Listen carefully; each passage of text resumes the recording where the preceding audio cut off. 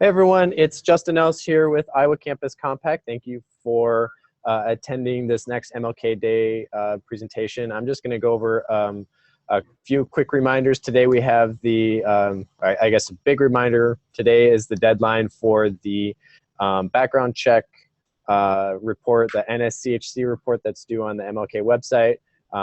If you haven't done that already, please submit that today. If you have any questions, feel free to reach out to me. Or if you're running into roadblocks or anything like that, just please communicate so that way I can be up to speed on everything that's going on.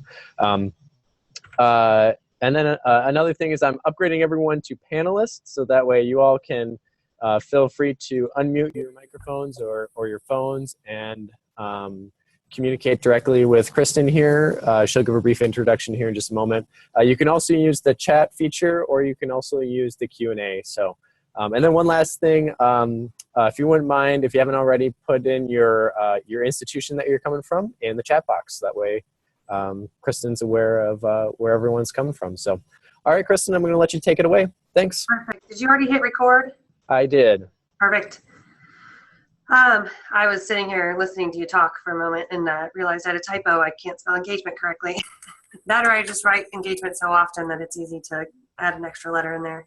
Welcome everybody. My name is Kristen Norris. I work here at Indiana University, Purdue University at Indianapolis. I used to work in the Center for Service and Learning, which is where I actually would have met Justin when he's a grad student here. And I now work for the Office of Community Engagement, which sort of subsumed and became a larger division is more what I would call it.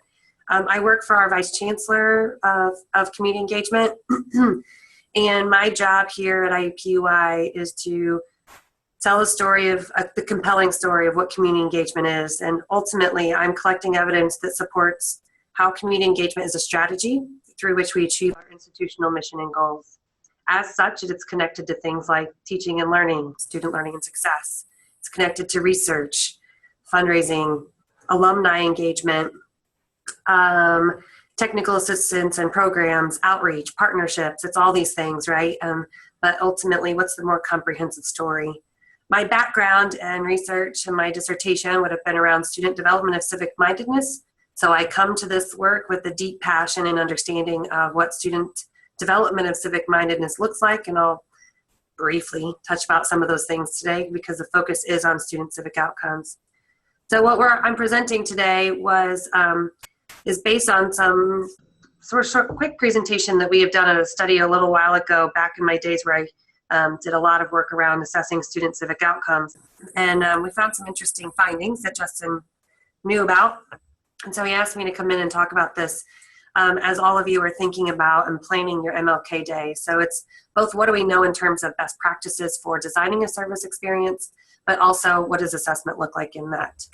So I'm going to share my screen. Are we good? Can you guys see the full screen? Yep, we can see it on our end. Perfect.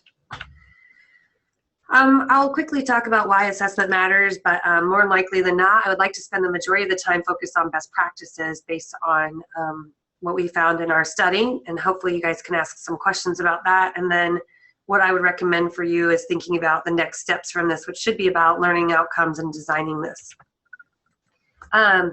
I use the word episodic, not because I like it. I oftentimes call it days of service, but there's actually some literature around the type of experience you're designing as opposed to sustained types of service.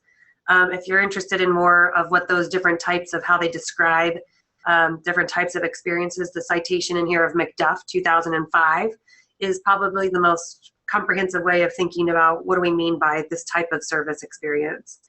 But we know that most campuses are offering service. The National Corporation for National and Community Service says that our students are volunteering at very high rates. Let's leave it at that. And that the newer model of service is described as episodic, although there are lots of people in the student affairs co-curricular side of things who are saying episodic service is bad and that we should not be promoting that. And I'll explain to you why here in a moment.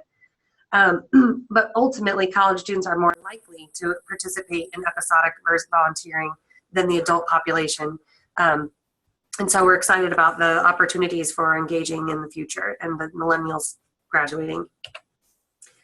The reason I mentioned that there's some people who are poo-pooing the idea of episodic days of service is because there's been studies showing that how does volunteering go wrong? And I guess this says that forcing students, and I think that forcing language right there is extremely important, but forcing students to volunteer can cause them to become resentful, to blame community members for their own predicaments, and maintain entrenched stereotypes about individuals and communities. So I can't fix all of those things. However, my research has highlighted why I suspect we are getting some of these findings, and you'll understand exactly what I mean when I show you what I found as well. Ultimately, what I would say and what I'm arguing is that if we have clear learning outcomes in mind and set up good processes and design, then these are less likely to happen.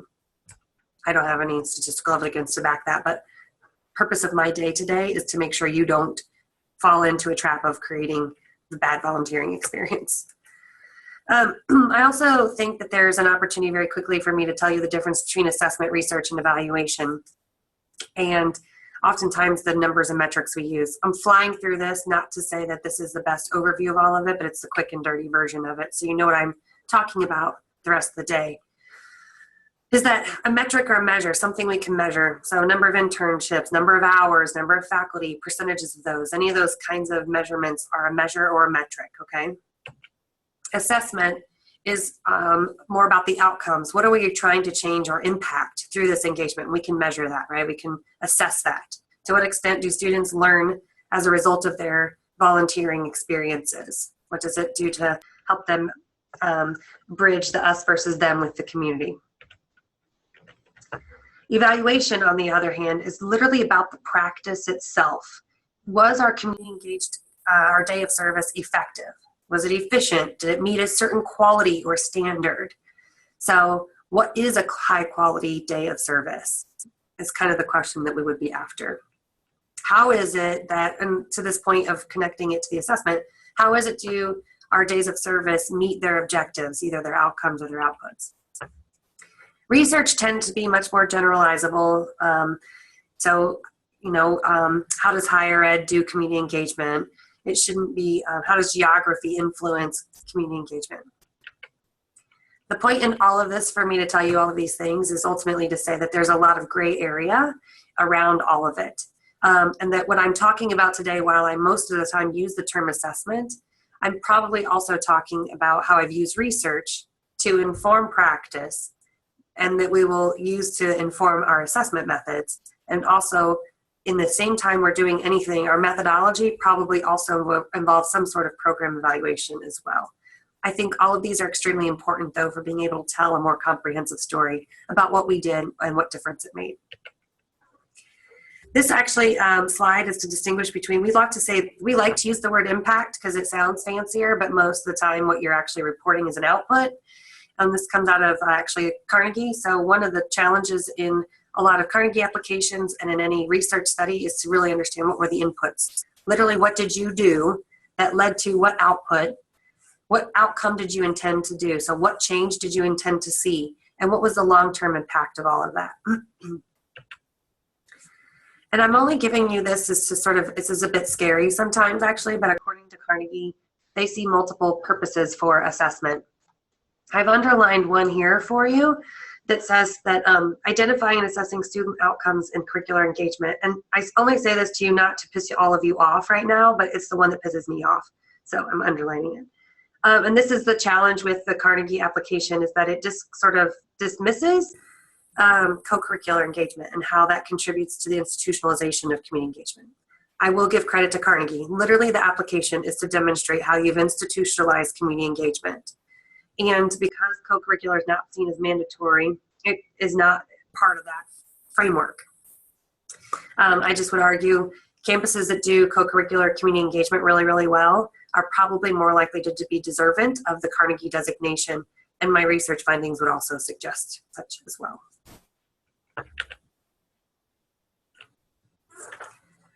Go forward. Okay. Either way, what we hope is happening is that there is rigor in, Patton talks about rigor in research. I think the same things apply in terms of rigor in assessment. starts with a really good question in mind. And I don't think that, their grants or no one's dictating what your assessment question is around your day of service. That is up to you to make those kinds of good questions. It is up to you to identify a systematic approach and to think about triangulation. And more importantly, for me, it's got to be useful. So assessment has to inform practice. What do you think you need to do differently? Assessment for the sake of assessment, which we call checkbox assessment sometimes to suffice some other external pressure. If all you needed to do was count some beans, then go ahead and count some beans. I wouldn't call it assessment all the time. Instead, I'd rather you tell me what students learn and how you might explain any variance in student learning to inform practice and future experiences. All of those things are to say that we start with the outcomes in mind. And there's this wonderful little alignment pair. I use this a lot in our workshops, and you'll understand a lot more later on when I show you the evidence of this. But what should happen is that you should have strong learning outcome statements that should inform your instructional activities. So in this case that we're talking about, it should inform what your community partners are saying to your students when they're at a community partner site, or who the site facilitator or site leader, what they're talking about. What do you have your students doing? What are the reflection questions? What is your keynote speaker talking about? And that should be then supported by any assessment that you would have. I also throw this slide in here because our colleagues and I have found great value in sort of distinguishing between assessment at various levels, as well as those who are very interested in thinking about community impact. I could design a method, an assessment approach, or a program evaluation approach that would achieve any of these boxes that you see here. Most of what we're focusing on, I would say, are on the institution side, and it's a project. And that little dotted line probably means that it's outside of the program. So I would say it's this like light green project 2 that you see on the screen.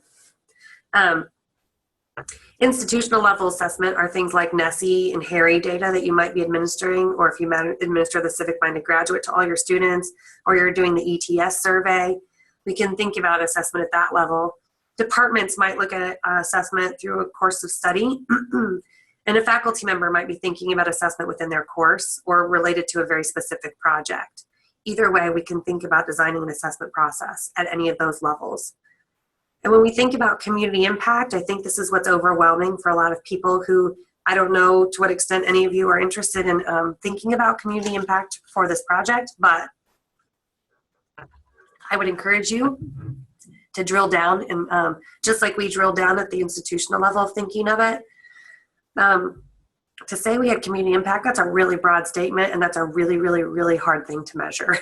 You can try, but that's very complicated.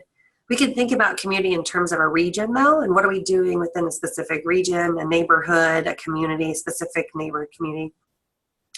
On the flip side, we could look at specific types of partner agencies. So educational partners, we could look at health and wellness partners, we could look at the for-profit government agencies. On the flip side, if we're looking at a region, so if we were looking at, for our campus, it's the near east side or near west side are the two regions we oftentimes think about. And I could specifically focus on what are we doing around education, public safety, environment within that region. And more specifically, what was the focus of that activity? Was I interested in how that activity was enforcing or changing public policy? Or was it literally a project where we expected a different outcome?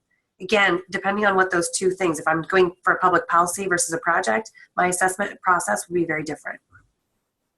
What evidence I'd be looking at would be very different.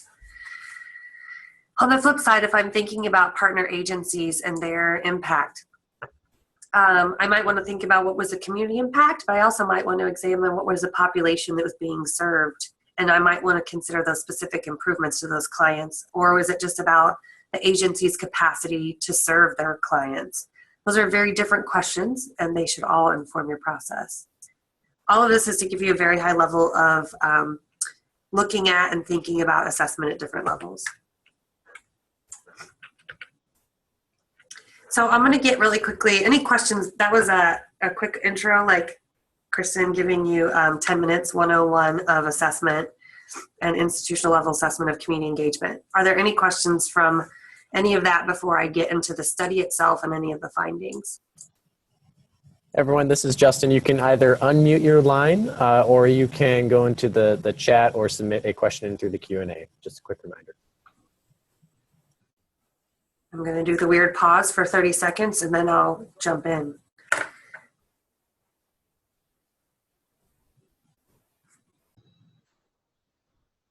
Or the weird pause for 10 seconds and I'll move on. Okay.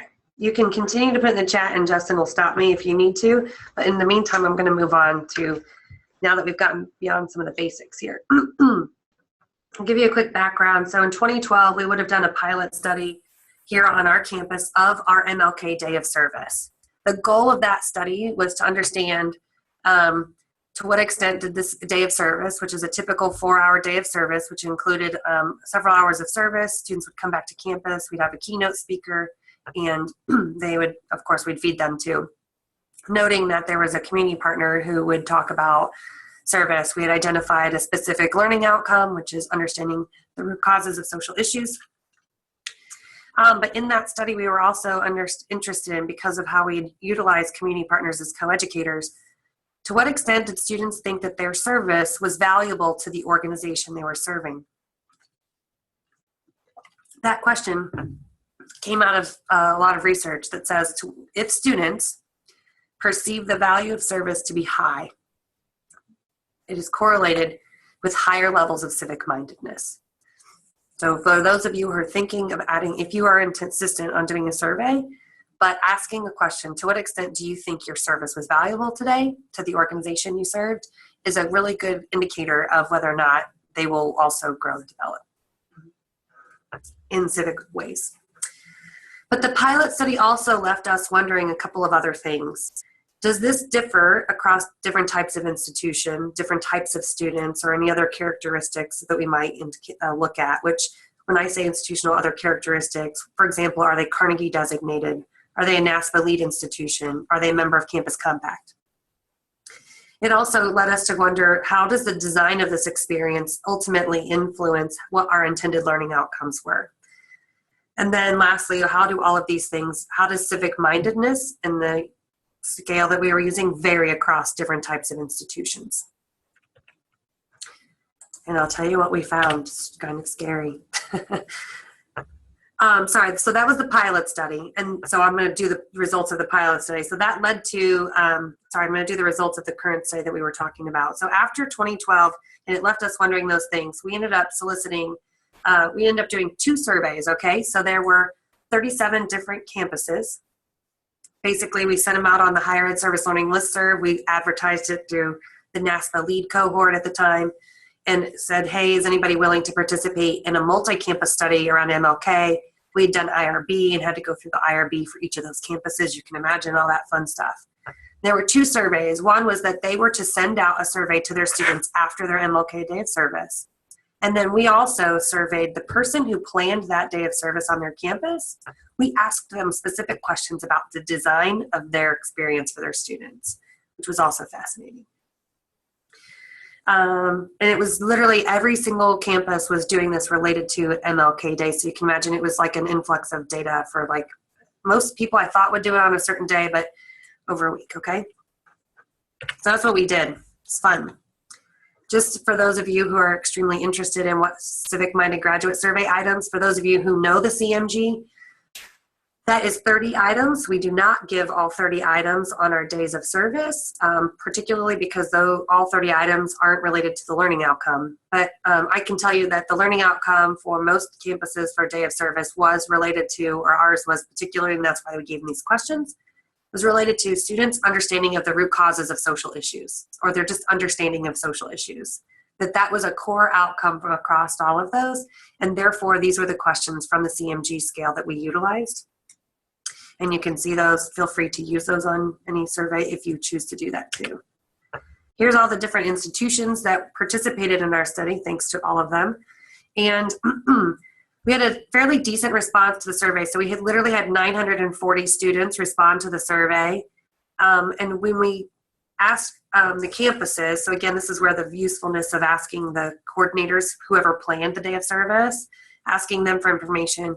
We got an overall total on an MLK Day of Service across those 37 institutions. They reported having 5,795 students participate, rendering a 16% response rate, and the overall CMG score was 4.76.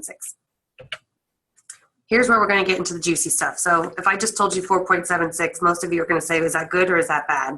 I can't really, that's just basic information. Can I tell you if that's good or bad? No, I can't. There's other things that we need to do to, so the next phase of the work was then to, what are the variables that we think might have influenced variance on our dependent variable, which was those 6 items of the CMG score. I apologize for coughing. I have a horrible cold. So we looked at all those campuses, those that have Carnegie designated. And so of our responses, so of our 940, how many of those responses came from Carnegie designated institutions versus non-Carnegie designated institutions? As you will see here, the mean score for those who came from designated institutions had higher CMGs than those who did not. Which further suggests those campuses who do good quality, high quality episodic service events are more likely to be engaged, have characteristics of an engaged institution. The NASPA lead institution designation, again, fairly even representation of students who are both on those campuses and who aren't. And once again, if those campuses were part of a lead institution or one of the members of a lead institution, students were more civic-minded. Campus compact. Now, I think the mean scores on here are very deceiving and there's no statistical significance. However, the problem is that this is very skewed based on, there's not an even distribution of yeses and nos. There are so many students that are coming from a campus compact campus that it's not a very good comparative group for us to use the data and make inferences or assumptions based on that. I told you before that when students perceived the value, that their service was valuable to the organization, that it had an influence on their civic-minded graduate scores. And I can tell you from this evidence that significant differences. I mean, look at the CMG scores between those who said my service was very valuable versus those that said not very valuable. So I think there's an opportunity here to think about what makes a service experience valuable, and making sure that when you work with your partners, you know, how is that valuable to them? Because it makes a huge difference. We also know that from the literature that when we see community partners as co-educators, that there's also a greater emphasis, and that's best practices around it. So what's interesting is that when we ask everybody, to what extent do you as a planner of an event see community partners as co-educators? An overwhelming majority say, of course, they agree or strongly agree that community partners are co-educators. But, there's a big but. What I think is problematic in our field right now is that when we unpack what does it mean to view community partners as co-educators, we don't really know what that means in practice. So some of us might think that a community partner as a co-educator is that they might co-create learning outcomes with you. I'd like for you to note that while the overwhelming majority of people planning days of service said they viewed community partners as co-educators, almost all of them didn't involve the community partner in planning learning outcomes. Very few of them participated in the event planning in a face-to-face manner. And we actually honestly don't know if that's a requirement. We're sort of kind of questioning that one. Most of them, though, I would say looks like they're planning their events via email with their community partners. And the last one is that did the community partners sort of co-create reflection prompts? And again, very few are saying no. I am not here to say that these are the only characteristics or the best characteristics that describe what it means to see community partners as co-educators. However, when I told you that those campuses who said their community partners were co-educators, and they all said, yes, I strongly agree, and their mean score was okay, in practice, I'm genuinely questioning the extent to which we engage community partners as co-educators. and it's worthy discussion. Then the next piece that is just blew my mind. So, this is where this question right here, these findings right here, is where I can't make a very strong argument to John Saltmarsh and the Carnegie Framework Committee to argue that co-curricular engagement should be more broadly captured or recognized or documented within the dossier process, because this is scary right here for me. So when asked, did you or did you not create learning outcomes? 20 out of 20 campuses said no, I didn't create learning outcomes. And the campuses did say yes, I created learning outcomes, which was a small percentage of them. Their mean scores were also higher on the CMG. So while there's, and then we also asked if you did not create, if you said no to this question, we asked them why you didn't create them. And I don't know what this other is, but we're really genuinely interested in unpacking some of that at a later date. But I'm not expected to. I've just never considered it. I just didn't have time. That's a common answer, I would assume. So while there's no statistical significant difference in students reported civic-minded graduate for those who created learning outcomes versus those who did not, the mean scores are higher for those who actually do, and suggest an opportunity for us to improve our practices. This is good news, is that when the good news is the majority of campuses, their event involved reflection. The scary part is for those that didn't, they had higher CMG scores. So, but it's not statistically significant. So still also oddly confusing. The other piece that we sort of talk about in terms of best practices for these types of events is who's facilitating the reflection. And so we sort of unpacked, what does the reflection look like for your campus? When we asked who facilitated the reflection, most of the time it looks like student leaders and community partners and professional staff. But when you ask whether or not they were trained to do any of that, no, most of them are not trained. When you ask who was involved in creating the reflections, the student leaders were just as commonly cited as me, myself, or the professional staff person. And this is also the scary part then. So again, I gave you the triangle above the first early on to say that your learning outcomes should align with your activities, which should align with your assessment methods. And when we look at the reflection alignment with that, you can see that no, there was no intentional connections between our learning outcomes for our day of service and our reflection. Overall, general thoughts here. Is anybody a little scared about any of this? This gives me pause in my life when I see some of this. I'll tell you now, based on all of these things, I'll give you a moment to tell you what I think we need to be thinking about, but I welcome ideas, thoughts, or questions into the chat box right now, or unmute and feel free to interrupt me. But Hey, Kristen. This is Justin. I'm just going to do a quick plug for another training that we actually have on Friday that is all about designing reflection for day of service events. So feel free to check out that one, or if you have students who are leading reflection, as Kristen's talking about here, I think that would be a great opportunity for them to either attend the training or to watch the recording of it. Yes, that's a really good point.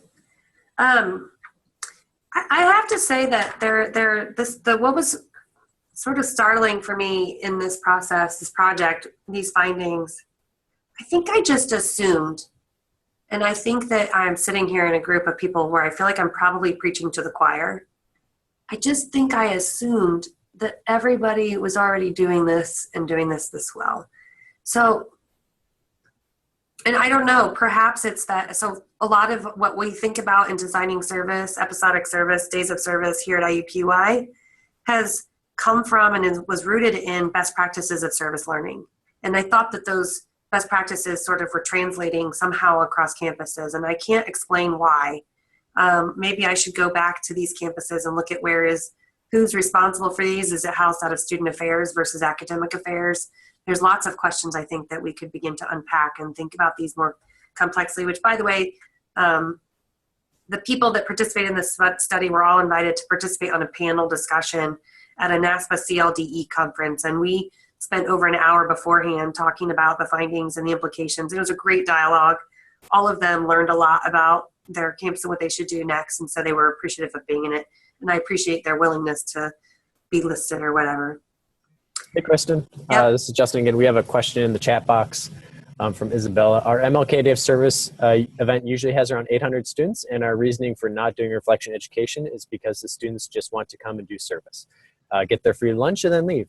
We would love to do more passive education, but we're not sure how. What's the model for your MLK Day of Service, or do you have any other thoughts or advice on their situation?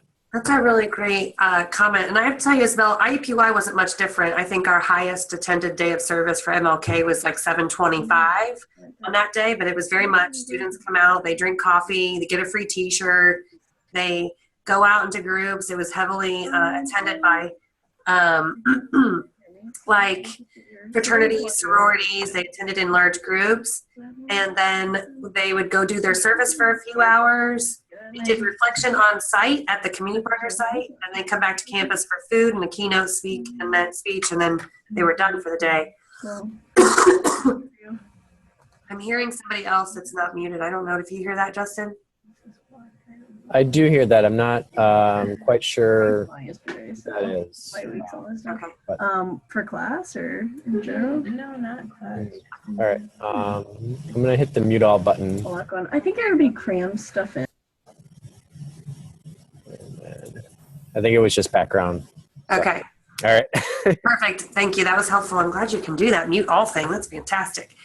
So I think that when you say do more passive education, I want to kind of give everybody an opportunity to think about how you can utilize when students are doing their service and how community partners can facilitate reflection. How do you help make sure that the partners and site leaders are there to talk to students before they do their service about why they're there? What are the stories? What are the issues being addressed? Why it's not a perfect system? Why it's not a perfect organization? What are the challenges they face?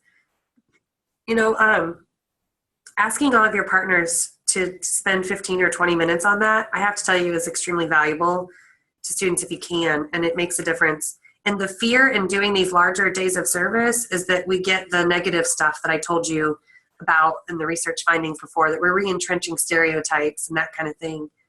And then at IUPUI, I would tell you that what's happened is we have reduced the number of students, like we just cap it now. So we are sort of intentional about who we choose as our sites for community partners. They're the ones that are willing to make sure that our students get some sort of educational aspect out of it. And so we were able to sort of put a cap on it, do what's manageable, make sure that the experiences that we're creating are beneficial for the students, and the learning outcomes are being met, and whatever our capacity to do that is limited. And we do our reflection at lunch as well. Allison, I think that's a really good point. One of my questions that I wanted to ask, and now that I know this, there are a lot of students who don't come back for the lunch, for the reflection at lunch. And I was curious, and this is a potential option for some of you to think about on your survey. I would not expect the level of learned civic mindedness, if we call it that, right? Or whatever the learning outcome. I wouldn't expect students to have the same level of learning if they didn't participate in all of the experience. And it is possible sometimes that our students who don't do all of the stuff, and when I say all of it, meaning if there was a keynote, did they listen to the keynote? Did they complete the service? Did they participate in reflection? I sort of want to do sort of a fidelity check on the experience and ask them if they did those things, because they may influence their outcomes on their learning outcomes. You guys were going to do reflection over lunch as well until our financial office denied our request to host a lunch. I'll be honest with you, I also know I have data on the number, like about how much money campuses who participated in this, how much money they spend on their day of service. I have talked to other campuses and learned about, I've seen campuses spend $10,000, $15,000 on a keynote speaker for a day of service such as this. And at some point, I hope that there's consideration given to what's the return on investment. And if the reason that students are showing up to do service is because they want to hear a fancy keynote speaker or somebody that's famous or something, is that promoting or hindering what our main objective is? And so the money, I think the lunch is tough, man. Like, come on, we got to feed them. And so I don't know if we can think of other creative ways. Justin may have ideas about how you find alternative sources of funding. He's pretty creative when it comes to that stuff. Feel free to continue asking questions, but I'll just tell you some of the stuff that I've learned from this study that I think are useful as you guys are planning your experience and thinking more completely about it. I'd really like for you guys to have a conversation, or even if you don't have anybody on your campus you can work with about this, but talk to your partners maybe about how do they see themselves as coeducators? How would they like to be involved in this?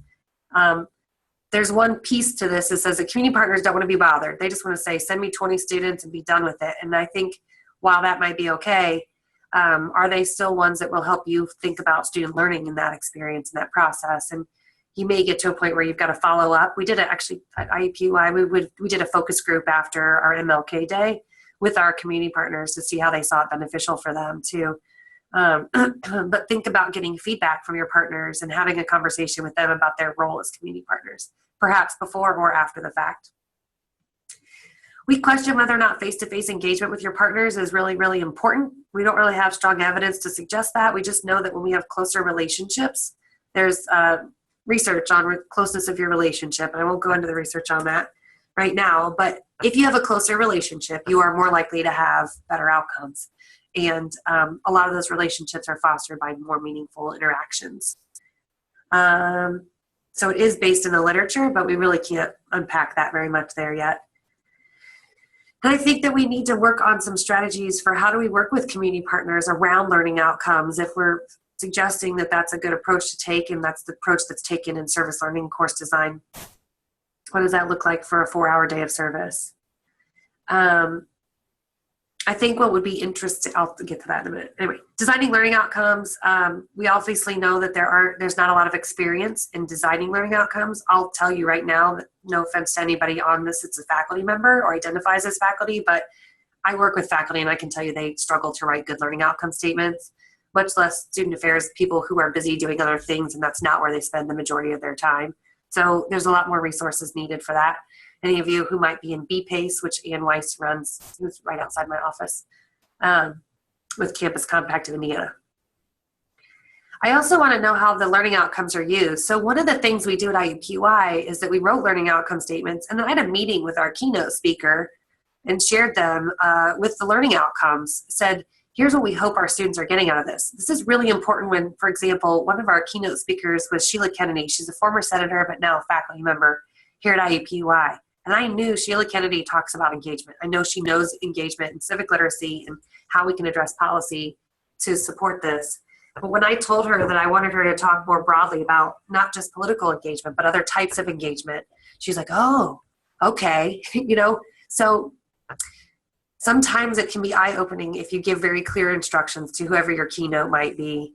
And scheduling a 30-minute phone call with them is hugely beneficial before the conference, and making sure that you can just discuss, what do we mean? We say we wanted you to talk about what are the root causes of social issues. From your perspective, what kind of things would you provide to that?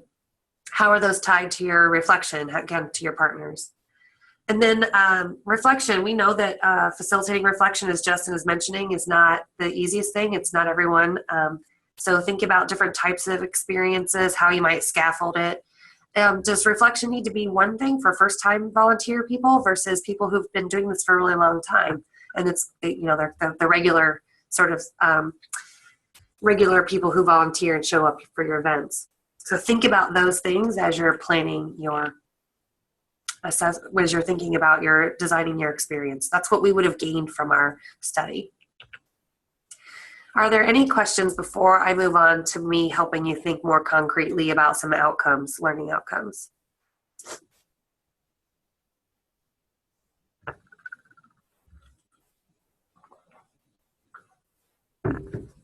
Okay. I'm gonna, this seems really really basic for some people, but I want to be very clear about when I say a civic outcome statement, what I actually mean when I say civic outcome statements.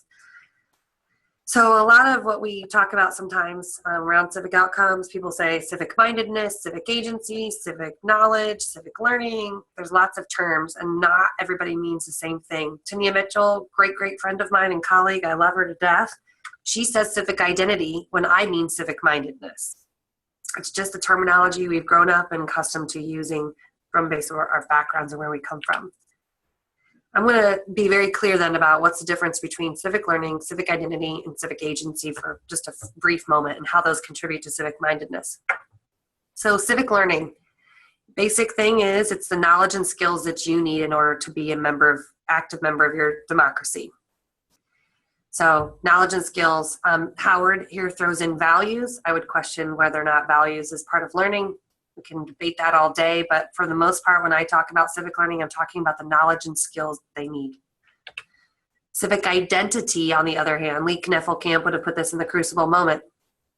She identified several of the characteristics of it, but those, more importantly, it's those fully engaged, fully human citizens of their communities.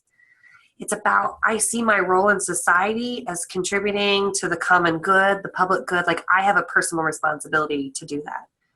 I sort of joke with my husband, and this how that manifests in everyone is very different.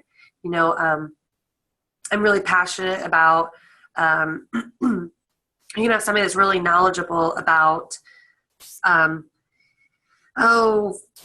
fossil fuel emissions and environmental and air quality and air safety, yet at the end of the day, when they go home, they don't recycle.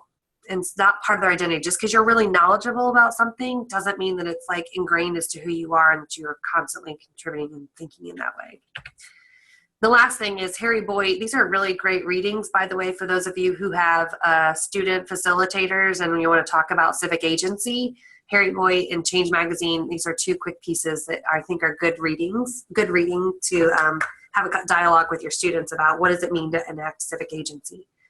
The other piece you'll get out of what Boyd is saying and what's come out of a study back in 2001 was that most service experiences on college campuses are focused on areas of civic learning and civic identity, and that less than 1% of them are geared towards fostering civic agency in our students, which is highly problematic, and I won't even go into why that influenced the outcome of the most recent election, but it's directly connected. So the civic agency is not only emphasizing not just that one person is willing to take action, but it's also the collective capacity to act on common challenges across difference. So it's like when you and I disagree, most of us will, and we see this on how we engage with others, just humans in society in general. If you and come across somebody who you have differences of opinions with, do you walk away and avoid the conversation? Or do you insist, are you able to stick it out and find ways to come to some common ground? So it's the capacity of human communities and groups to act cooperatively and collectively on common problems across all of their differences.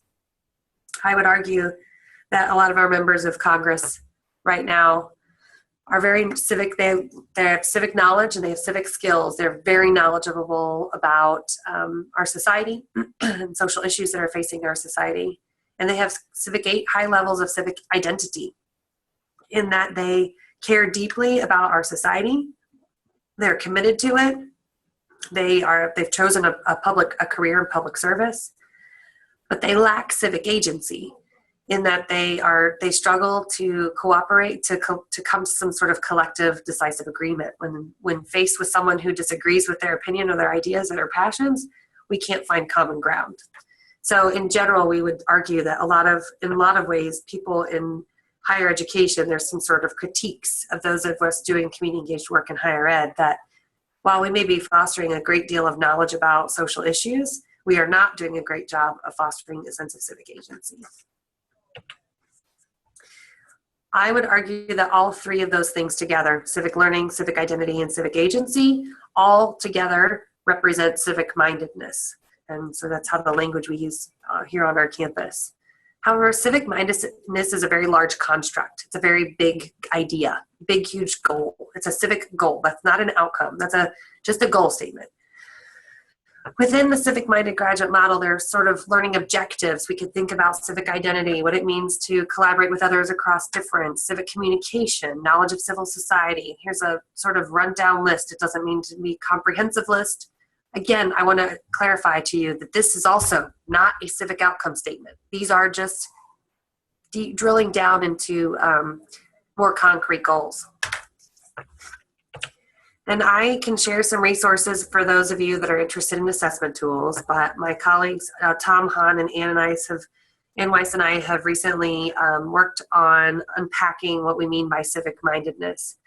So I told you that civic-mindedness is the biggest, broadest goal, and underneath that there are certain domains of that. Understanding active participant in society to address, sorry, the font is too big on here. There's extra white text on there. I'll fix that.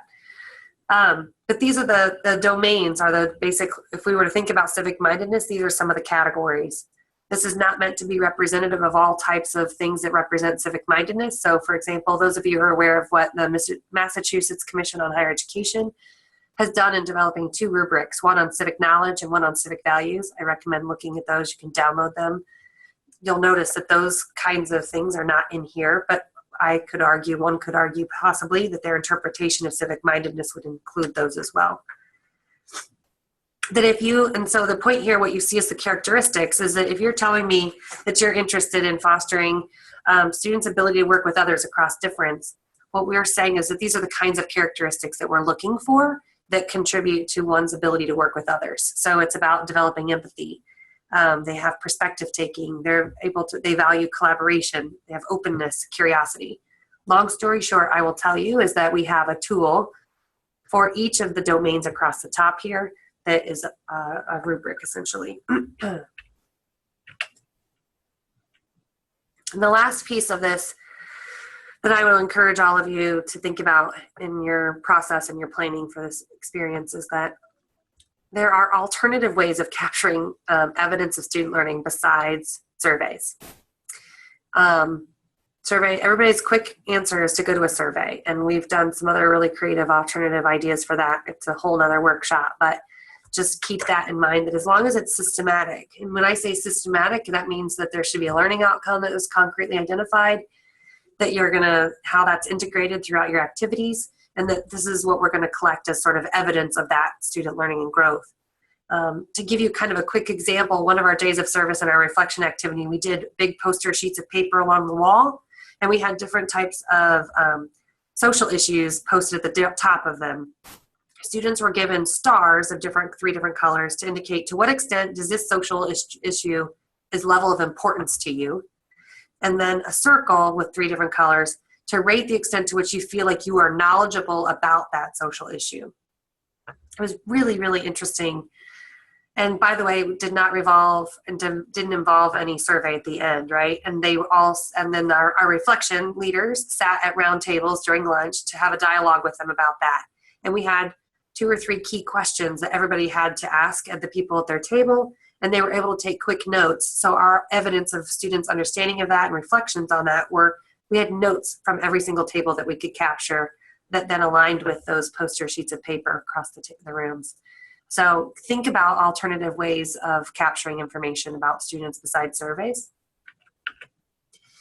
And that if you are going to do a survey, I think that there are alternative, I've told you already that to what extent students perceive value, their service was valuable to the organization is important. But we also know there's other pieces of this. For example, to what extent did students have direct contact with clients being served? When students have direct contact, they are more likely to have developed civic-mindedness than others. So having some broad understanding of some of the literature will be useful for you to help explain variance that you might see in your student learning. And I recommend this Whitley 2014 article. It's in the Michigan Journal for Community Service Learning. And this is a horrible slide, and I apologize, but it's just impossible to render it any better. But what you can't see in here is that there are various student variables based on like learning styles, and she's basically given a highlight of any of the key authors or the seminal kind of pieces of research around that. So if they're first generation students, you want to take a look at Strange et al. And this guy Yehi in 2010. So it's a really great sort of lit review on relevant theories related to student learning in service. All right, so key takeaways I would give you from today, or what I hope you would get from this webinar today, is that learning outcomes are really important. And more importantly, perhaps, is that I think we need to give a lot more attention to writing, what it means to write quality, very clear, measurable, realistic outcome statements. I will tell you today, I've not given you any outcome statements. That's like another workshop in and of itself that I think Justin may be working on, we'll see. And then once you've got good learning outcome statements, how are you utilizing them to inform the design of the experience? How does it inform how you work with your community partners and what community partners you work with and choose as sites perhaps? How does it influence what direction you give to your keynote speaker? How does it influence the reflection prompts? How does it influence your training of your reflection facilitators? Then the second one is that research suggests that community partners as coeducators has a positive influence on students. However, I'd encourage all of you to think about, what does that really look like in practice? How are we utilizing that approach, or how does that value that we might hold influence our practice? And then lastly, I really would encourage you to think about what kind of evidence of student learning you're gathering. Is your assessment a program evaluation, which is, I really would strongly encourage you to get beyond questions related to student satisfaction, students' interest. If you were to, we're seeing more and more interest in concrete learning. And when I say that, I mean that, if you knew that students were going to a certain community partner site, and you knew that community partner was going to talk about other partner agencies they work with, how they got their funding, and what kind of populations they served.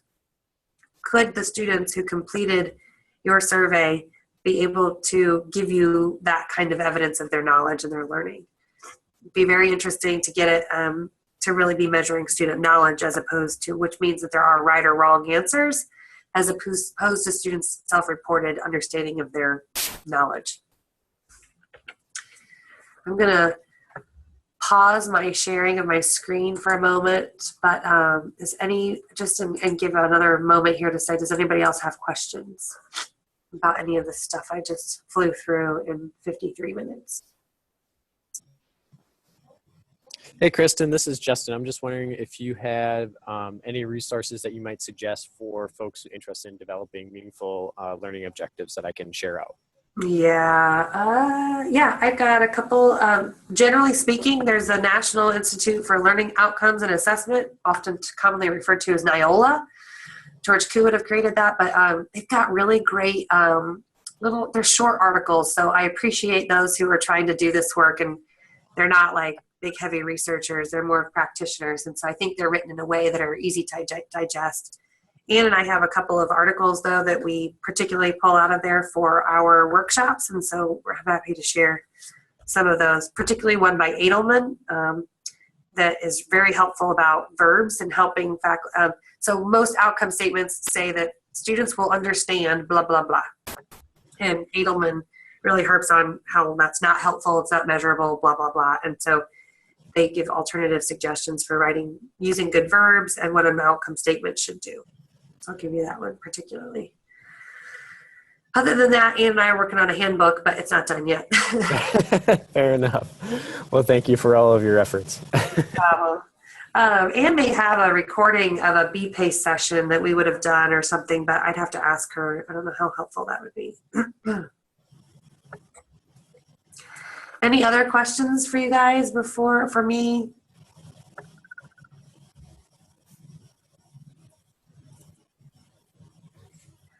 I appreciate the level of attendance today. It's quite impressive to have as many of you show up, and I appreciate all of you for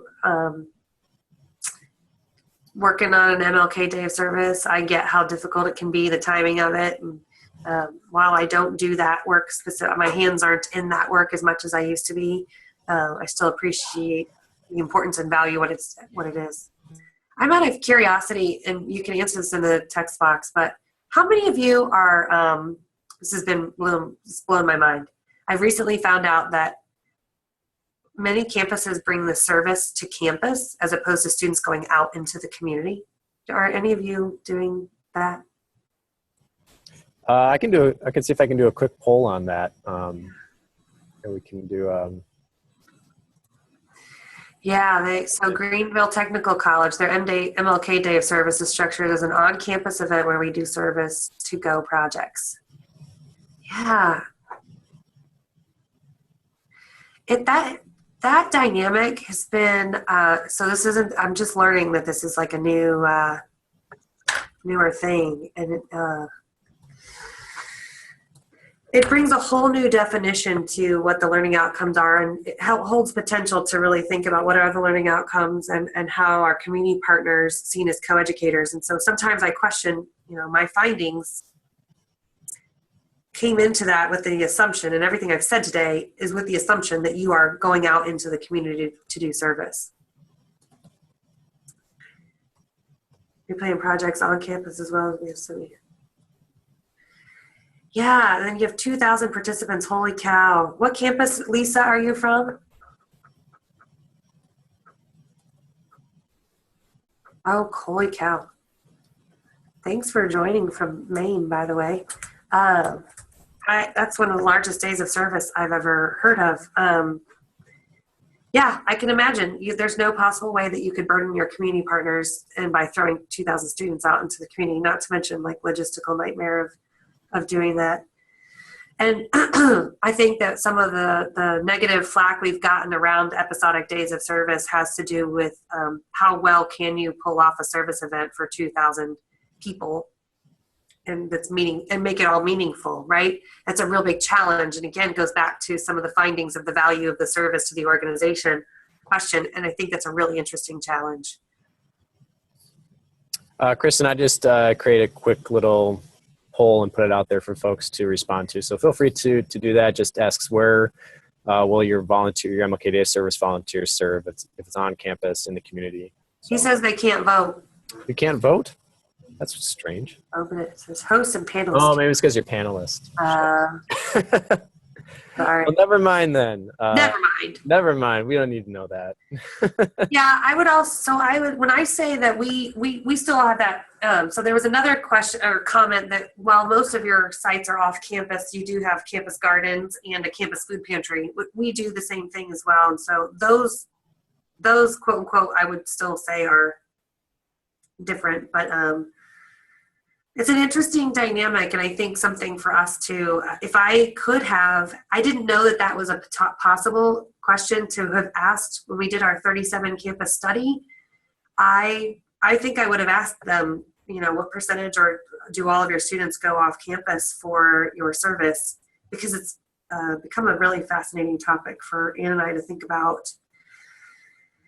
And and for some campuses, right, we're a large commuter campus. So for IUPUI and for us to say that we're going to send 700 students out who may or may not drive or whatever, for some campuses, that's a different issue.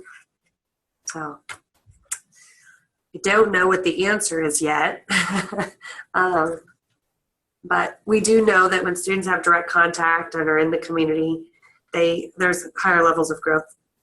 And I think there's a real tension between us trying to get everybody involved in a day of service and what's our capacity to make sure that is the reason that we're doing this to benefit the community, or is the reason that we're doing this is to get all our students jazzed about a day of service? Because 2,000, that's a even for us 725 was a lot, and we've capped it to 500 now because we know it's very difficult to not only to manage but also for our community partners' capacity questions. So. Fascinating. Any other thoughts or questions?